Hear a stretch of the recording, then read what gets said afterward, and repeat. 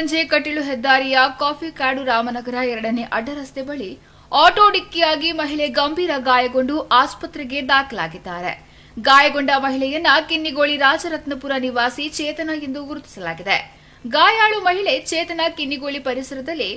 ಫಿಗ್ಮಿ collection ಮಾಡುತ್ತಿದ್ದು ತಮ್ಮ ಮಗಳನ್ನ ಟ್ಯೂಷನ್ ಕ್ಲಾಸ್ನಿಂದ ಕರೆದುಕೊಂಡು ಬರಲು ಏಕಾಏಕಿ ರಸ್ತೆ ದಾಟುತ್ತಿದ್ದಾಗ